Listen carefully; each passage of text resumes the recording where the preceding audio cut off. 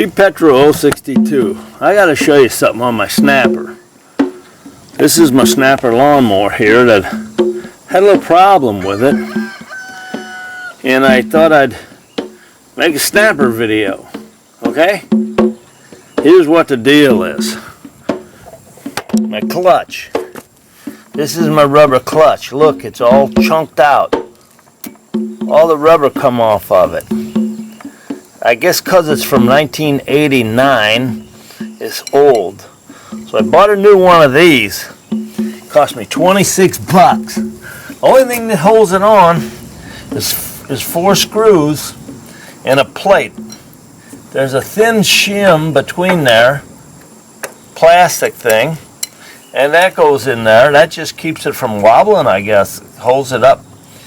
And then that plate goes over it, and the 4 screws go in it, and it's actually loose. See this? It's actually, it wobbles. It floats in between that plastic thing and there, right? And it floats on diameter. The diameter, it wobbles around. It's loose. It's loose in this circle. Oh, I hope you can see it. It's loose in this circle, so it wobbles around in there. This thing actually pinches in between this surface and this surfaces. So when it grabs, it squeezes this. It don't turn it from the middle. It just pinches the two in there, and it rolls, and it causes you a rotating friction surface on there. So I put the new one on there, and it still didn't work. And I thought, what the heck's wrong with this thing? Well, there's a yoke, this thing, underneath there, and it rocks back and forth, and it causes your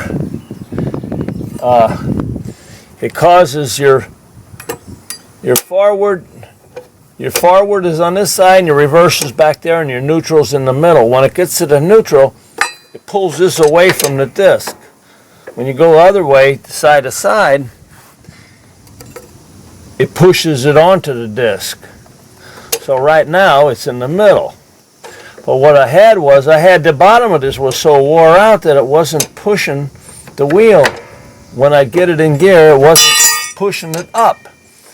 When I'd push it right to the left. So then I ordered a new one of these to put it on there. Okay? And that's what I got to do now. I'm going to change that out. Make sure that roller in there is okay. That roller that rolls in that slot. There's 2 screws over here for this thing. And there's 2 plastic bushings. They both go in from the same side. I'm going to take them out and change this, okay? And keep from boring you. So boy, I hope you can see all this stuff, you know.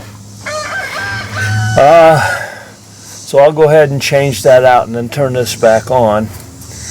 One of the things was the bottom where this pushes it up, where it rides that roller, rides the bottom of this, it pushes it up. It wasn't going gear, and it wasn't pushing it up hard enough to touch this, and it still wouldn't go. With this brand new roller on there, it wouldn't go. So I thought, now what? So I got a new one of these, and I'm going to put that on. And I'll show you after I put it on. Okay. I got this guy loose. I'll get him off of there. I'll tell you what I got to do. See, that's all wore out down there on the bottom. So I'm putting my new one in. There. Here's something you got to look for when you put that on. There's a plastic bushing here that fits. They both fit from one side. And if that plastic bushing is broken or wore out, see how there's a big hole in this bracket here. If it's broken or wore out, it will flop all over, and it will cause your cable not to pull far enough and make it raise this high enough. pushing it up against the pressure disc. Now, what do they call it? I think they call it a pressure disc. They call it something. Okay, so I got this guy pretty well roughed in. Okay, so this is what. Okay, now the other thing is what I got to do is this thing rocks back and forth and causing this to lift, right?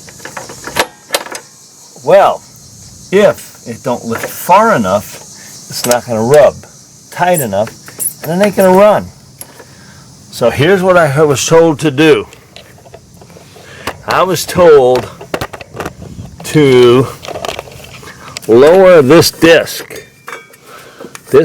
Lower it down to where it just clears this new yoke that I put in, okay? So it just clears this yoke. And right now there's a 1/2 inch clearance in there. I can bring it down a lot more. So I'm gonna loosen this up. On top, there's 2 set screws. You need a 3/16 Allen wrench and a T-handle to go through that hole in the back. Long T-handle. Loosen them up, slide it down, and tighten them back up. See that? So I'm going to go ahead and finish putting this back together.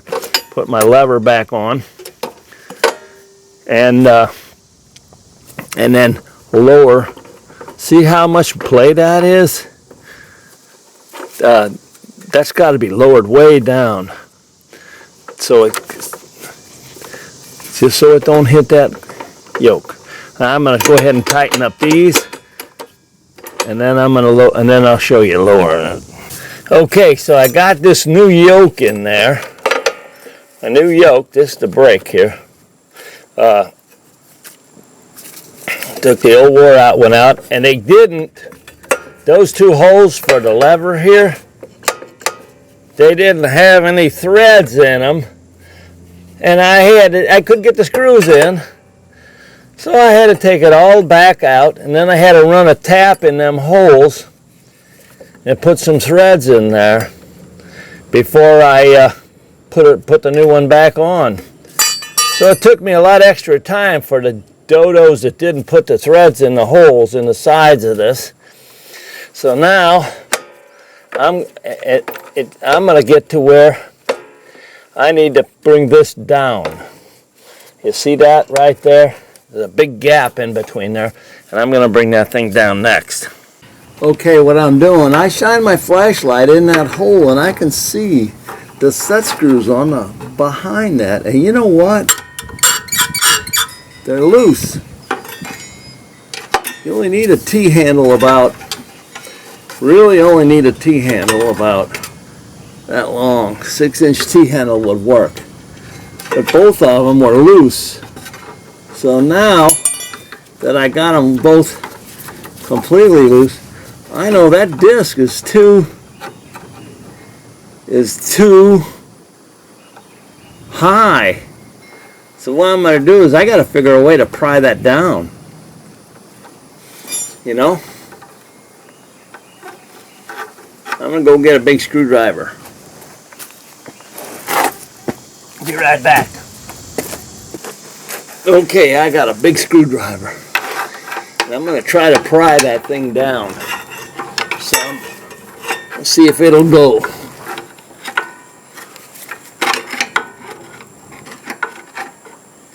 I'll make a line on it.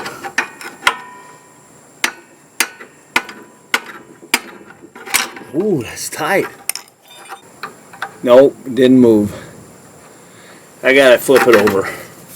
Okay, here's what I did to bring that down. I put some penetrating oil in there so it loosened that up for a while. I put this rod in there. Goes inside. It's a 3/8 rod. Goes inside there. Something I can hammer on, right? And I took this nail bar and I got behind it. And I held it. I held pressure on it. Then I took the hammer. I hope I'm not too close. And then I took the hammer and I tapped on it and it started moving. So this thing, right now, it's in gear and the brake is on. The brake is on, so it should be loose. And it is loose. You know, it's all the way, the brake is all the way on, and I got about an 1/8 of an inch gap in between this plate and the rubber wheel. So as soon as you let off the brake, this thing's going to go up against it. See, it's got a little bit of play, just enough. So it's sitting on that yoke. The yoke is pushing it forward. So now I'm going to take this pin out and lay it back down and get on top and tighten them screws. Hopefully it don't move any. This is broke. I need a new one of these, don't I? That thing is completely stretched. It don't look like it would fit anyway. I need to get a new one of them. That's what I got. So there's a gap. There's about, I can see about a 1/2 inch of flat in there. Those screws, those set screws that I took loose were not tight. They were loose. They weren't tightened up good, causing this thing to shift upward and to stop pulling. So now, what I'm going to do is I'm going to set it back down and tighten the screws. And I think I got it. This be Petro 062 reporting for I figured this thing out. So now she's going to run and I'm going to cut some lawn. Petro 062 reporting for. It took me days to do this. But you got these two. They're all pretty much alike. Channel 62. Channel